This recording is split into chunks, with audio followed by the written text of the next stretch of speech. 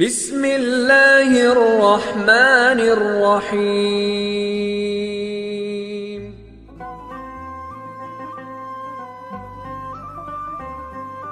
اعوذ باللہ من الشیطان الرجیم، بسم اللہ الرحمن الرحیم۔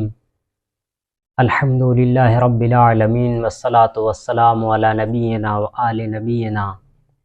اما بعد، فقد قال رسول اللہ صلی اللہ علیہ وآلہ وسلم: صوموا تصحوا۔ مومنین حضرات، پیغمبر اکرم حضرت محمد مصطفیٰ صلی اللہ علیہ وآلہ وسلم کا ارشاد بابرکت ہے، آپ نے فرمایا صوموا تصحوا، کہ روزہ رکھو اور صحت مند ہو جاؤ۔ آیت اللہ علم الہدیٰ نہج الخطابہ میں صفحہ نمبر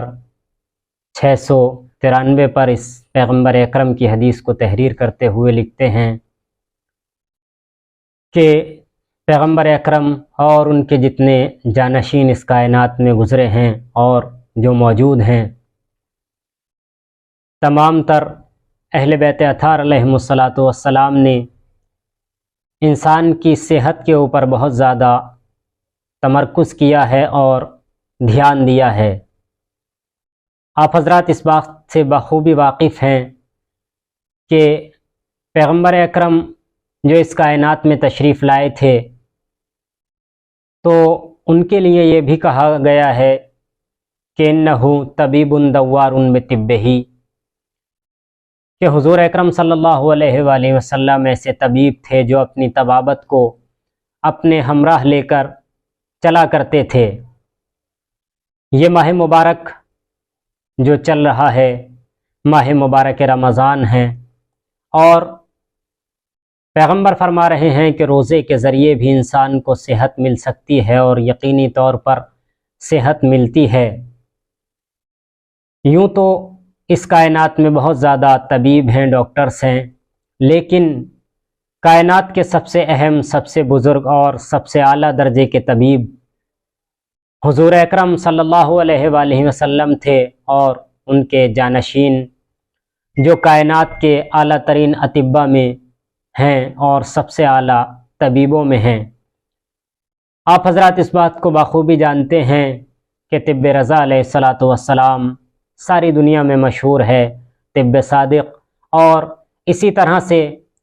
دیگر ائمہ کی طبابت بھی مشہور ہے۔ سارے ائمہ نے اس بات کی طرف توجہ دی ہے کہ انسان صحت مند رہے اور صحت یافتہ رہے۔ اسی لیے پروردگار عالم نے جو روزے کو انسانوں کے اوپر فرض کیا ہے، تو روزہ بھی صحت کی ایک کنجی ہے۔ اگر انسان روزہ رکھتا ہے تو یقینی طور پر وہ صحت پائے گا۔ روزے کے بہت زیادہ فوائد ہیں، روحانی فوائد کے ساتھ ساتھ جسمانی فوائد بھی بہت زیادہ ہیں، اور طبی فوائد بھی روزے کے بہت زیادہ پائے جاتے ہیں۔ اگر ہم اطباء کی طرف رجوع کریں اور دور حاضر کے اطباء کی کتب کا مطالعہ کریں تو یقینی طور پر ہم اس بات کی طرف متوجہ ہوں گے کہ ایسا ہی نہیں ہے کہ صرف مسلم طبیبوں نے ہی اس بات کو تحریر کیا ہو کہ روزہ فائدہ مند ہے، بلکہ دیگر اطباء نے بھی جو مسلم بھی نہیں ہیں وہ بھی اس بات کو تحریر کرتے ہیں کہ روزہ انسان کو بہت زیادہ فائدہ پہنچاتا ہے۔ ڈاکٹر الیکس کارل لکھتے ہیں اپنی کتاب انسان موجودہ ناشناختہ میں، وہ تحریر کرتے ہیں کہ روزہ جگر میں موجود شوگر کو ختم کر دیتا ہے، اور کھال کے نیچے موجود جو چربیاں اور عضلاتی پروٹینز، غدود اور کبد وغیرہ کے سیلز وہاں پر موجود ہوتے ہیں، وہ روزہ رکھنے سے چھوٹ جاتے ہیں، اور جو پرانی چیزیں ہوتی ہیں انسان کے اندر جو جمع ہو جاتی ہیں، وہ جب کھانا پینا ترک کر دیتا ہے، یعنی ایک وقت کے لیے روزہ رکھتا ہے، تو وہ پرانی چربی جو انسان کے اندر موجود ہوتی ہے وہ بھی استعمال میں آ جاتی ہے، اور جب یہ استعمال میں آتی ہے تو انسان کو صحت ملتی ہے اور اس کو سلامتی عطا ہوتی ہے۔ ڈاکٹر تومانیاس بھی لکھتے ہیں، وہ بھی یہی کہتے ہیں کہ اس کے یعنی روزے کے بہت زیادہ فوائد ہیں۔ اس کے بارے میں وہ اپنی کتاب میں لکھتے ہیں کہ کم کھانے سے مختلف قسموں کی بیماریوں سے انسان کو نجات ملتی ہے، اور یہ جو انسان مسلسل کھاتا پیتا رہتا ہے اور اس کا دہن چالو رہتا ہے، تو اگر یہ انسان اپنے دہن کو روکے رہتا ہے ایک وقفے کے لیے، تو یقینی طور پر اسے بہت زیادہ معدے کے امراض سے شفا ملتی ہے، کیونکہ معدہ ایسی چیز ہے جو تمام بیماریوں کی جڑ ہوا کرتا ہے۔ احادیث میں بھی یہ بات موجود ہے، اور پیغمبر اکرم اور دیگر اہل بیت اطہار علیہم السلام اس بات کی طرف توجہ دلا کر کے گئے ہیں کہ انسان اپنے معدے کو قابو میں رکھے گا تو یقینی طور پر اس کو بہت زیادہ بیماریوں سے صحت مل جائے گی۔ امریکہ کے بھی ڈاکٹرز نے بہت زیادہ اس بات پہ تحریر کی ہے، وہ بھی متعدد امراض کے لیے اسی بات کی طرف توجہ دلاتے ہیں کہ انسان فاقہ کشی کرے۔ ان کو اس بات کا تو علم نہیں ہوتا ہے بہت زیادہ کہ یہ روزہ کیا چیز ہے، مگر وہ یہ بار بار کہا کرتے ہیں کہ یہ فاقہ کشی اور انسان کا بھوکا رہنا بہت زیادہ بیماریوں کا علاج کرتا ہے۔ ماہرین اطباء نے اس بات کو لکھا ہے، بہت زیادہ میں کوئی طبیب تو نہیں ہوں، لیکن جو مطالعہ کیا ہے ڈاکٹرز کا اور گفتگو میں جو بات سامنے آئی ہے وہ یہی ہے کہ بہت زیادہ امراض ہیں جن کے لیے دوا کے طور پر ڈاکٹرز اس بات کو تجویز کرتے ہیں کہ انسان اپنے دہن کو روکے رہے، تھوڑا سا فاقہ کرے تو اس کو بہت زیادہ امراض سے شفا حاصل ہوگی۔ جیسے کہ دل کے امراض میں بھی یہ روزہ انسان کے لیے شفا بخش ہوتا ہے، اور اس کے علاوہ ذہنی مریضوں کے لیے بھی انسان کے لیے شفا بخشتا ہے روزہ،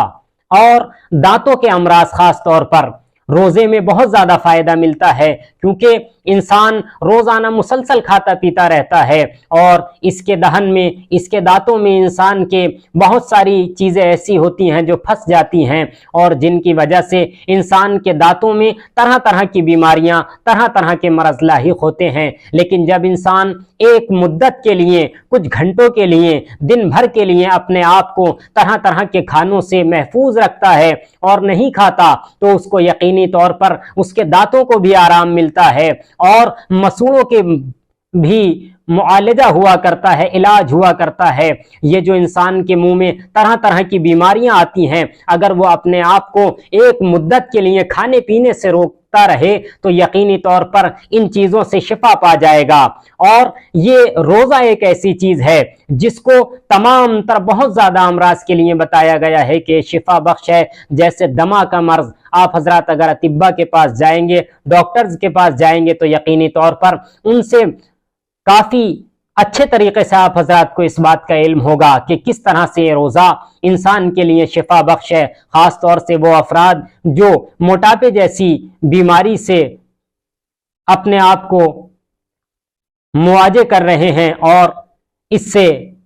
سامنا کر رہے ہیں، ان کے لیے یہ روزہ ایسی چیز ہے جو اس بیماری سے نجات دلانے والی چیز ہے۔ گردے کے امراض، ان سے بھی انسان کو روزہ نجات دلایا کرتا ہے، اور جلد کے امراض، یہ جو انسان کی کھال ہے، اسکن ہے، یہ بھی بہت زیادہ بیمار ہو جاتی ہے بعض مواقع پر، لیکن یہ روزہ ایک ایسی تنہا ترین دوا ہے جو انسان کو ہر مرض میں شفا پہنچاتی ہے، چاہے وہ معدے کے امراض ہوں یا حتیٰ خواتین کے بھی بہت سارے امراض ایسے ہیں جن کے ذریعے سے اگر انسان روزہ رکھے تو اس کو شفا مل سکتی ہے۔ اور انسان زیادہ سے زیادہ روزہ رکھے، لیکن روزے کا اصل انسان کا جو مقصد ہونا چاہیے وہ رضائے پروردگار عالم ہونی چاہیے، کہ میں جو روزہ رکھ رہا ہوں یہ اپنے معبود حقیقی کے لیے رکھ رہا ہوں، کیونکہ میرے اوپر فرض کر دیا گیا ہے، اس لیے میں روزہ رکھ رہا ہوں۔ اور جب انسان اطاعت الہی کے لیے اپنا روزہ رکھے گا یا اپنی بھوک و پیاس کو صرف اس لیے انسان رکھے گا کہ پروردگار عالم کا حکم ہے، تو یقینی طور پر پروردگار عالم انسان کو ہر اعتبار سے شفا عطا کرے گا، کیونکہ وہ شافی ہے، وہ انسان کو شفا دینے والا ہے۔ یہ دوائیں جتنی ہم استعمال کرتے ہیں ان میں جب تک شفا نہیں ہو سکتی جب تک خداوند عالم کا ارادہ شامل نہ ہو۔ اگر اس کا ارادہ شامل نہیں ہوگا انسان کبھی بھی شفا نہیں پا سکتا ہے۔ لہٰذا ہر اپنے عمل میں، بالخصوص یہ جو انسان اس ماہ مبارک میں روزہ رکھ رہا ہے، مرضی الہی شامل حال ہونی چاہیے۔ اگر مرضی الہی شامل حال ہوگی تو یقینی طور پر اس کو تمام امراض سے شفا بھی مل جائے گی، اور جو انسان چاہے گا جس عمل کے لیے انسان نے روزے کو رکھا ہوگا پروردگار عالم اس کو یقینی طور پر شفا کاملہ اور عاجلہ عنایت فرمائے گا۔ پروردگار عالم کی بارگاہ میں دست بدعا رہنا چاہیے کہ خداوند عالم ہمیں زیادہ سے زیادہ توفیق عنایت فرما کہ ہم تیرے نیک بندے بن سکیں اور مکمل طور سے ایسے بندے بن سکیں جیسا تو ہمیں چاہتا ہے۔ اور یہ ہماری اس ماہ میں جو عبادت ہے پروردگار عالم ہماری اس ماہ میں عبادتوں کو قبول فرما۔ ربنا تقبل منا انک انت السمیع العلیم برحمتک یا ارحم الراحمین۔